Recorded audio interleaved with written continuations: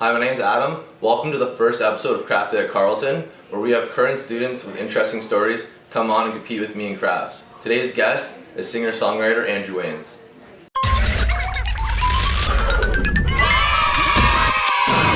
Hey man, how's it going? Hey, not too bad. How are you? Hey. Good. Adam, nice to meet you. So we're gonna be doing gingerbread houses today. Nice. To get to know you a bit. Nice and festive. I like it. Yes. So tell us a bit about yourself. Who is Andrew Waines? So I'm a 20-year-old singer-songwriter from here in Ottawa. I live in Canada, and I've been doing music professionally for about like 6-7 years now. I started off. I used to be a big just rock guitar fan. Started off playing guitar. Found my way into being a session guitarist in a country band. Got to tour Canada, and just ever since I did that, I just knew that music's what I want to do, and just hearing all the stories of these people that are in bands that have overcome all the obstacles in music, and just being able to see that it's real, because you look at superstars and you're like, oh, that's not achievable, but then when you actually meet them and they tell you their story, it's very believable. So just from that experience, I just immediately realized this is something I just want to pursue. So I started doing my own music, released my own music about 3 years ago. Just been releasing singles, and I'm kind of now we're here. I'm kind of here and just balancing Carleton University with that. So you said that you started out seeing people that made it. So who are some of your early inspirations then? So in musically, just growing up, obviously I really like Guns N' Roses and Metallica. I was very much. That's complete opposite of me. I was very much the edgy teenager, right? My Chemical Romance, all that stuff. And as I got older, I started to really focus more on lyrics as opposed to just the music component. So John Mayer was a big kind of turning point for me because he's an extremely talented guitar player, but he's also a very good lyricist. So that kind of turned me on to pop rock kind of music, similar to Ed Sheeran and Shawn Mendes. But in terms of people I've met in the country days, I met Hunter Hayes, and he had some really cool words to say.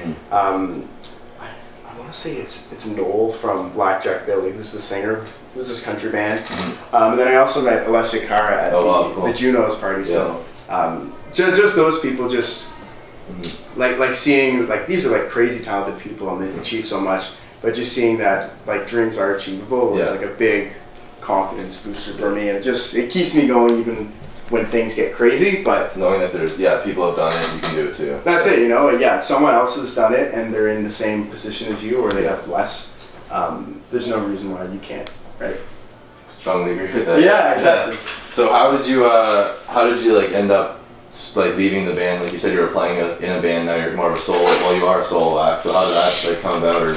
So it just kind of came about from difference of interest. Eventually, just the people in the band. I almost forgot we actually had to build this. I was what's all this stuff for? And they are going to be put on the Instagram feed for judgment. Nice. So, I hate losing, so. Okay. But there we go. Yeah, so it was more so just a difference of interest. People just wanted to do different things.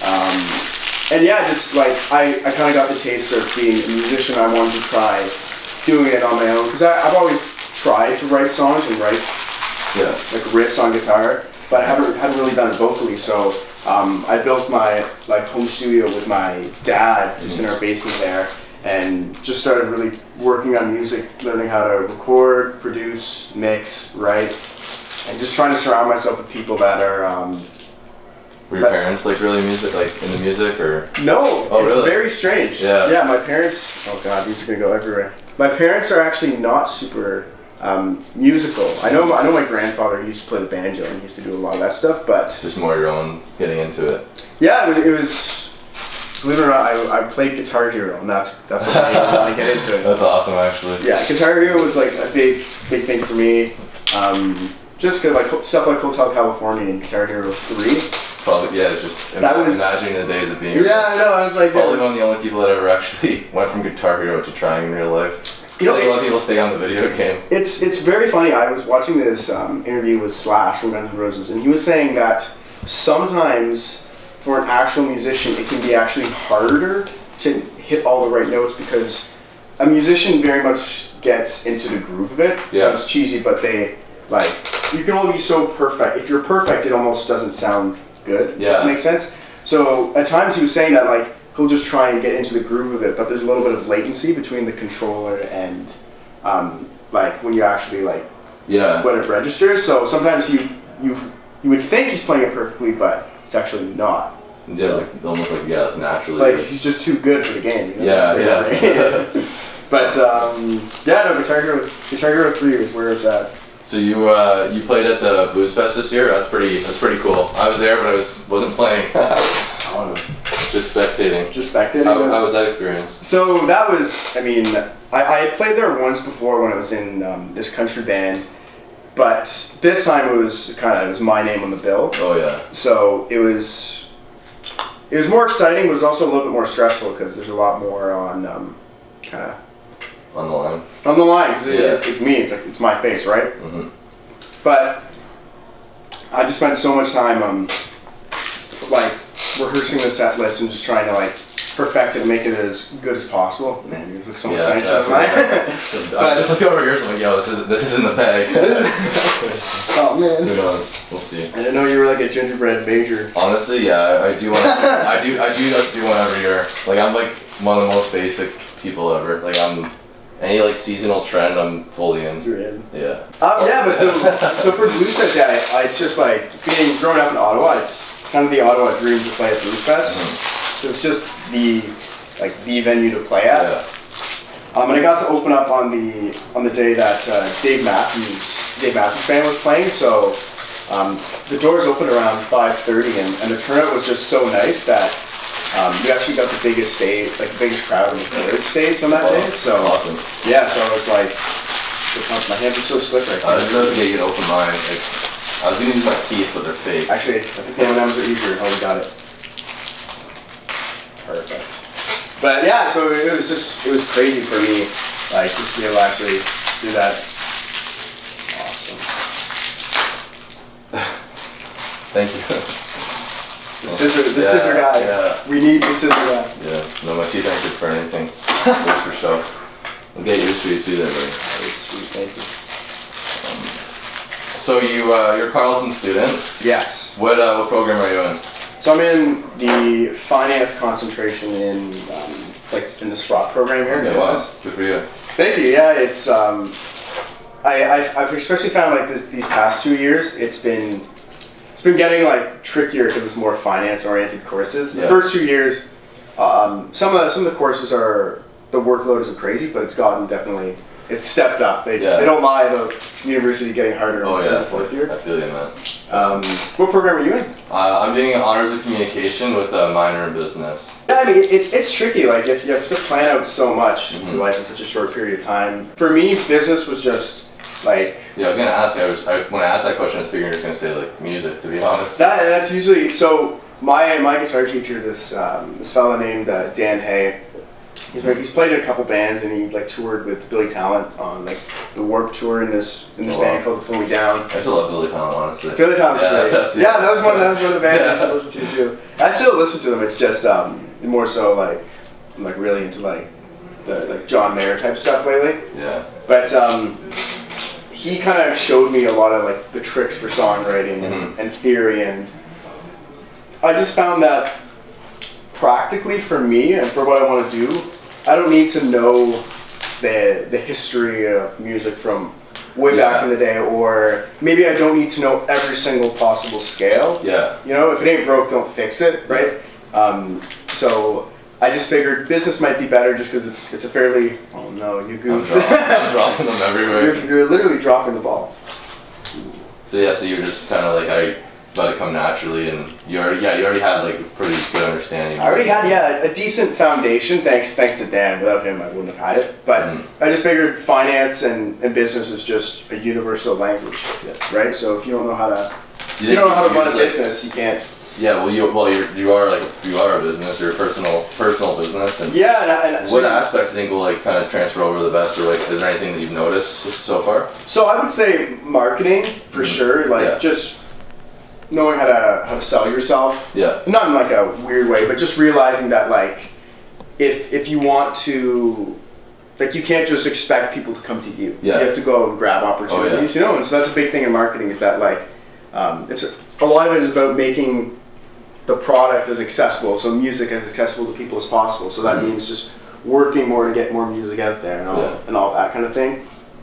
But in other aspects, I actually have a teaching business, and I teach like about I think it's 15 students right now. Okay, wow, good for you. Yeah, so I teach students like Monday, Tuesday, Wednesday, Thursday, and then Sunday. Guitar, or what do you? Good. So I teach guitar, bass, ukulele, and mandolin. And what was that song? Mandolin. I don't even have a clue what that looks like. What is that? Do you know the song Maggie Meg by Tom Cochran? I do not, sorry. I better get it. I get more music. Do you listen to any country music or no? Pardon? Yeah, I listen to some country, yeah. I'm trying to think of an artist that would have mandolin. But usually mandolin, it's very bluegrassy. Okay. It's kind of like the banjo, but high pitched.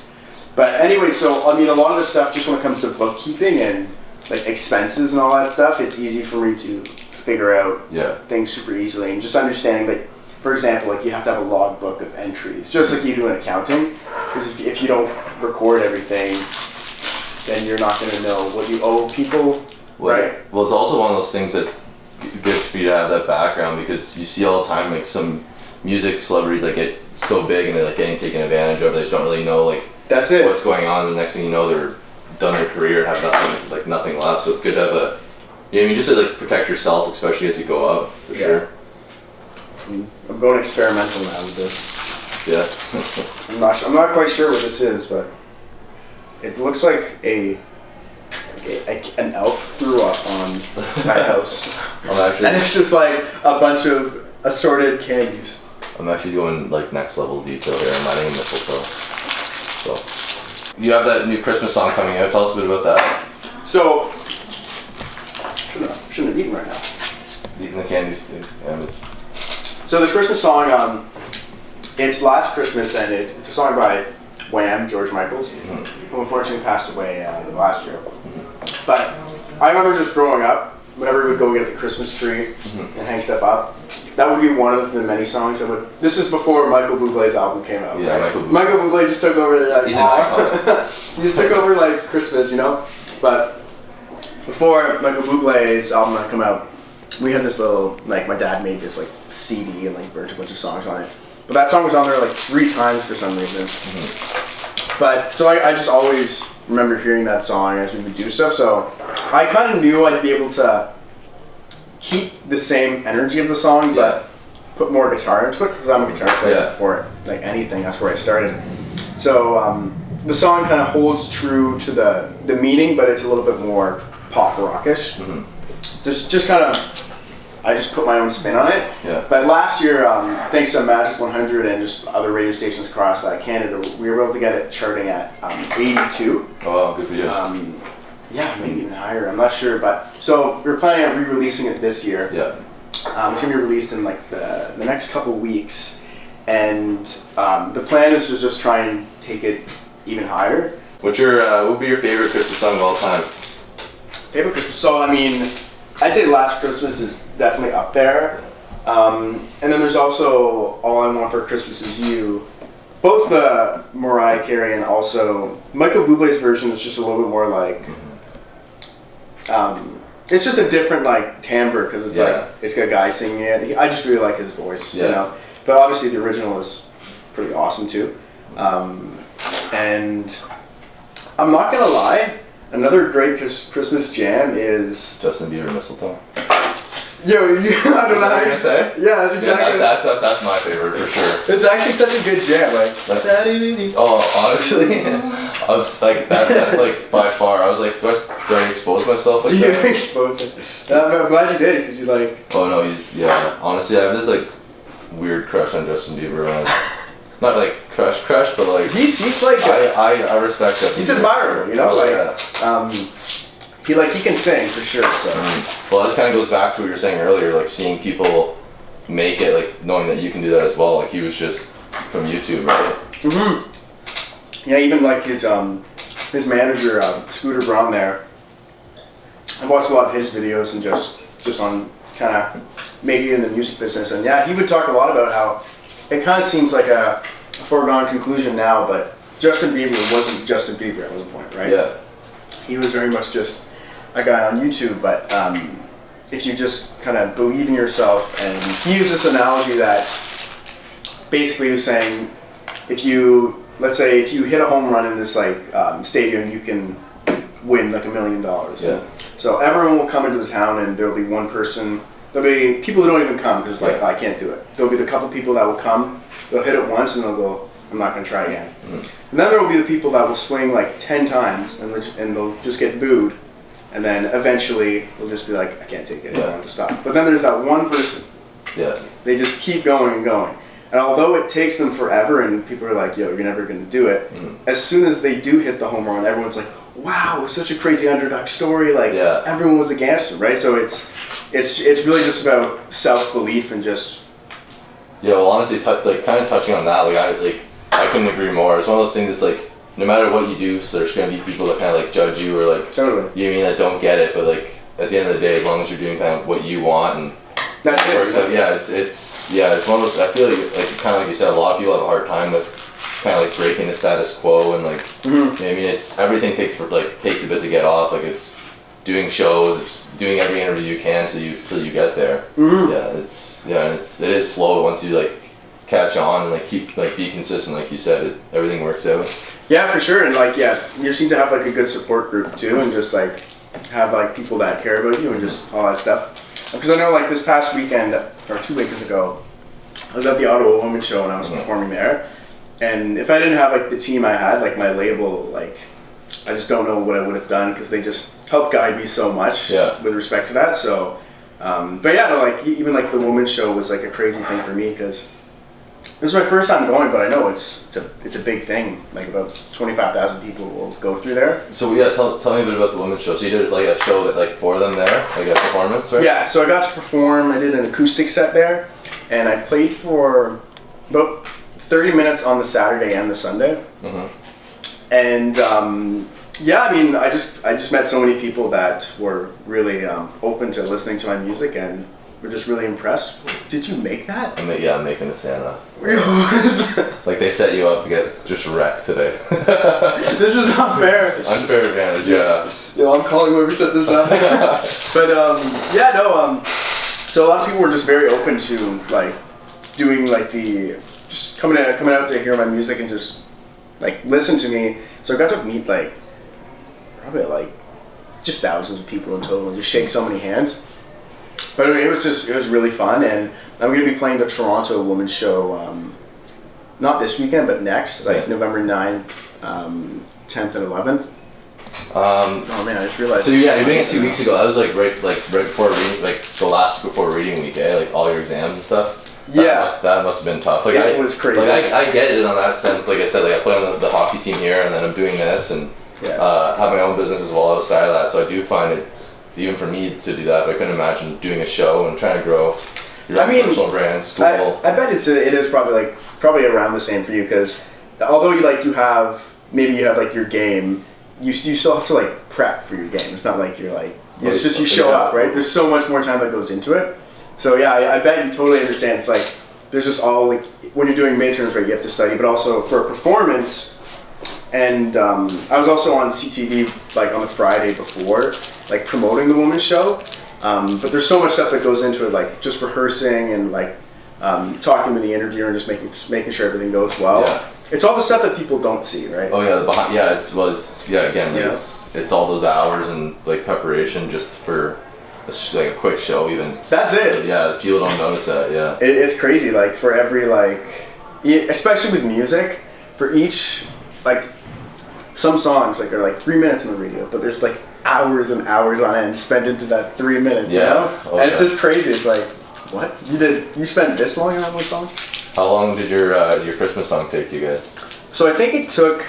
So I was producing it on my own. Oh wow, good for you. So it took me about because it was near like finals time. Yeah. So it took me probably about a week in total just to get all the instruments right. And then we just went and recorded the vocals in one day.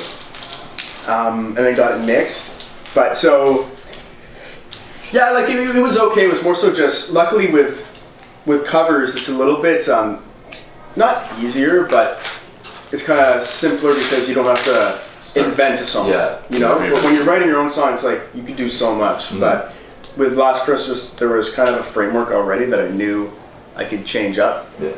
So, and I've done a bunch of other covers on YouTube. Oh no, all the cans are falling down. But yeah, so I've kind of had experience doing the covers, and that's actually how I started doing more of the producing and recording. Was I just figured if I try doing it on covers, it should translate well over to original music. But yeah, so the covers, and then like I said, with original music, which you can also I'm on Spotify, Amazon Music, Apple Music, Google Play, whatever. If you just search up Andrew Waines. Yeah. Waines, not like Bruce Wayne though, not W-A-Y, W-A-I-N-E-S. But yeah, you can find all the music just on my website. But yeah, so that's Andrew Waines. Their gingerbread houses are. I don't. Do we still put this on camera and have a competition, or like? I don't think it's even fair. I mean, you know what? Maybe they won't be judging the gingerbread. They'll judge on. I think they'll judge on judge on musical talent and. Oh yeah, they'll be like, yo, I can totally see the musical talent. Yeah, his gingerbread house isn't that good, but he's musically gifted. So I'm gonna vote for this one. It's like snowing on my house. Look at this like 3D like effect. Drops out. Oh, this is not even working. Oh, actually, this is some nice detail. Oh, it's really homey now. Yeah. Yeah. Do you want to explain your vision there? Or? Yeah, so I was going for more of a, like I said, like the elf throwing up approach. Okay. Creative. Very creative. Yeah. I didn't want to kind of go for a mainstream. Okay. Go for a mainstream look. All right. But yeah, it's so the elf throwing up. The elf throwing up. And then so here I went mainstream. I went classic. We got a handmade Santa Claus on the roof, mistletoe. Just like the Justin Bieber song, right there. Can I see this mistletoe real quick? That's pretty good, man. I'm proud of this. Yeah, I'm losing. I'm accepting it. Okay, so the people will decide, so they can go on and vote. Yeah, before we go, just if you want to tell us a bit, anywhere you want us to check you out, your socials. Yeah, so you can find me on Instagram, just at Andrew Waines, Twitter at Andrew Waines, capital A, capital W, Facebook at Andrew Waines Music, Snapchat at Andrew Waines. And yeah, for all music stuff, if you go to my website, so www.andrewwaines.com, you can find my Spotify links, Apple Music, Google Play, Amazon Music, whatever, and you'll be able to find my YouTube channel there. But yeah, if you search Andrew Waines, W-A-I-N-E-S, you'll find just on any platform you can find the music. And right now I have Last Christmas, which is being re-released back to radio, and we're hoping to just get it charted even more. Sounds good. It's W-A-I-N-E-S. Nice. We'll remember that. He's pretty similar across all the platforms. Amazing song. We checked it out. It's gonna go up even higher this year across Canada. We'll leave the voting up. He's better musically than Gingerbread House. Yeah, I agree with that. Yeah. All right, and thanks for coming out. Awesome. Thanks so much for having me, man.